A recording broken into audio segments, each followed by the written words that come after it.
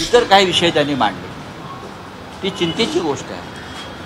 अशा पद्धतीनं जर मंत्री काम करत असतील तर देवेंद्र फडणवीस हे कॅबिनेट चालवत नसून एक गुंडांची टोळी चालवत आहेत.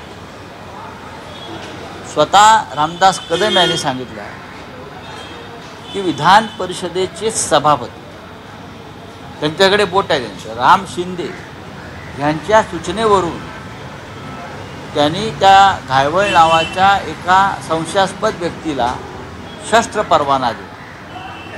असे आतापर्यंत किती शस्त्र परवाने दिले? पोलीस आयुक्तांचा अहवाल बाजूला ठेवून पोलीस आयुक्त म्हणतात ते करू नका, अशा प्रकारे देऊ नका शस्त्र परवाना, नाकारलेला आहे शस्त्र परवाना, तरीही गृहराज्यमंत्री जर देत असतील तर मला असं वाटतं की हे सरकार आहे फडणवीसांचे, गुंडांची टोळी चालवते, त्या सरकार चालवत नाही.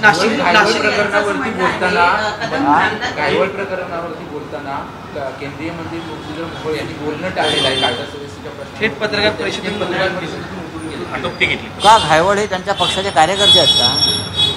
काय पुण्यातले जे खासदार आहेत, पुण्याचं प्रतिनिधित्व करतात, मंत्र्यांनी किंवा लोकप्रतिनिधींनी असे प्रश्न टाळू नयेत. लोकांच्या मनातल्या शंकांना उत्तर दिलं पाहिजे.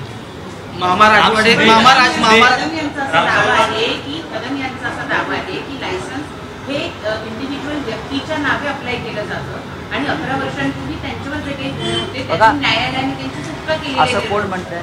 असं योगेश कदम म्हणतात. मला माहिती. अनिल परब जे आहेत आमचे, ते याच्यावरती उत्तम प्रकारे भाष्य करतात. राम शिंदे यांच्या प्रचारामध्ये निलेश घायवळ यांचं भाषण त्यांनी केलेलं होतं, प्रचार केला होता आणि त्याचीच परतफेड म्हणून अशा प्रकारे त्यांना नक्कीच आम्ही जे म्हणतोय की भारतीय जनता पक्षानं राज्यातल्या सगळ्या गुंड टोळ्या आपल्या प्रचारामध्ये उतरवल्या होत्या. आजही गुंडांना पोचणारा पक्ष किंवा भ्रष्टाचारांना पोचणारा पक्ष म्हणून भारतीय जनता पक्षाकडे बोट दाखवावं लागतं. याला जोडणं आहे की नाशिकमध्ये जे महामा राजवाडे ज्यांनी आता सुद्धा नाशिकमध्ये महामा राजवाडेंनी भाजप नाशिकमध्ये सुद्धा अशा प्रकारच्या लोकांनी जे गोळीबाराचं कृत्य केलेलं आहे त्याच्यामध्ये भारतीय जनता पक्षामध्ये प्रवेश केलेले लोक आहेत नव्यानं. त्यांची चौकशी कालपासून सुरू आहे. हो, त्यांना अटक व्हायला पाहिजे.